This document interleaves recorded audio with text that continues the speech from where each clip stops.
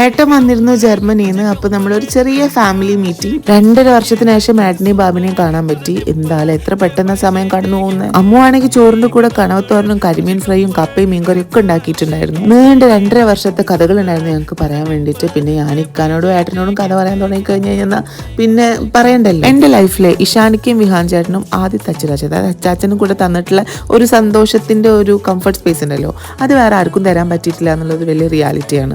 അതുകൊണ്ട് തന്നെ എനിക്ക് ഇത്രയും കാലമായിട്ട് എന്റെ ലൈഫിൽ ആൺസുഹൃത്തുക്കൾ വളരെ കുറവാണ്. കറക്റ്റ് സമയത്ത് ഏട്ടൻ്റെ ഒരു മെന്ററിങ് കിട്ടുന്നത്. ഇപ്പൊ കുറച്ച് കാലമായിട്ട് ഞാൻ കുറച്ച് കരഞ്ഞ് നിലവിളിക്കുന്ന ഒരു ഫേസ് ആണ് ലൈഫിൽ. പറഞ്ഞ പോലെ എനിക്ക് കുറെ കാലത്തിന് ശേഷം ഒരു മെയിൽ ബെസ്റ്റ് ഫ്രണ്ടിനെ കിട്ടിയിട്ടുണ്ട്. അവനും ഈ പറഞ്ഞ പോലെ ഇവരൊക്കെ കംഫർട്ട് ചെയ്യുന്ന പോലെ കുറച്ചൊക്കെ കംഫർട്ട് ചെയ്യുന്നുണ്ട്. എനിവേസ് എന്റെ ലൈഫിൽ ഇവർ 3 പേർക്കും തുല്യം ഇവർ മാത്രം തന്നെയാണ് കേട്ടോ. പിന്നെ എന്റെ ബ്ലഡ് റിലേഷൻ, എന്റെ ഓൺ ബ്രദർ, എന്റെ കാക്കു എന്നെ കൺസിസ്റ്റന്റ് ആയിട്ട് ചെറുപ്പം മുതൽ ഇപ്പൊ വരെ ബ്ലഡ് സ്റ്റിക്കർ താൻ വാട്ടർ എന്നാണല്ലോ, സെയിം തന്നെയാണ് എപ്പോഴും.